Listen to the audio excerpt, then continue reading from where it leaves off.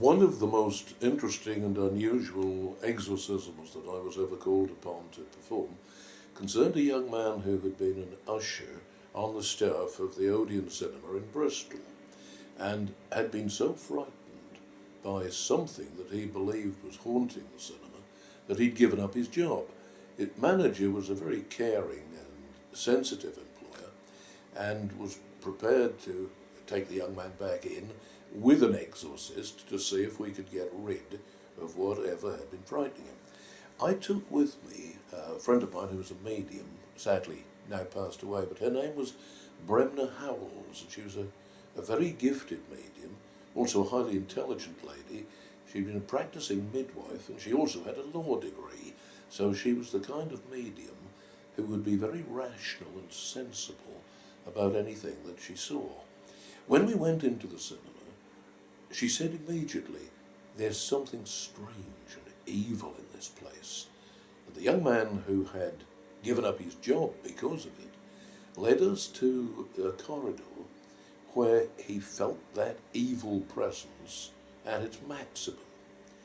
Suddenly, he clasped his stomach, slithered down the wall with his back to the wall, ended up in a heap on the floor, calling out that something was attacking him and he'd got terrible pain in the stomach. Bremner could see them, told me that she could see them, and described them as being like psychic piranha fish, and she said they were all over him. So, as an exorcist does on these occasions, I sprinkled holy water in the direction where she was indicating these evil presences were, and she then said, I said the prayer of exorcism as well. Bremner said, "They're terrified of the holy water and they're streaking away down the corridor."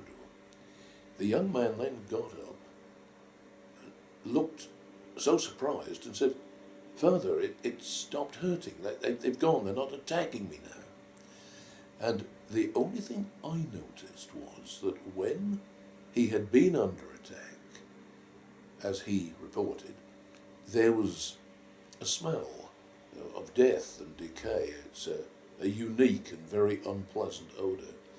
And after Bremner said that they'd gone in terror from the holy water, the smell changed, and just for a moment it was like a refreshing pine disinfectant when you're cleaning an air conditioning system.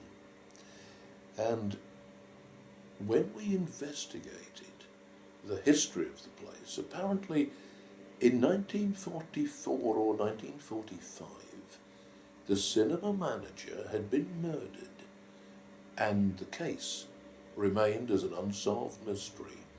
And sometimes there will be a major tragedy or crime of that kind associated with subsequent hauntings.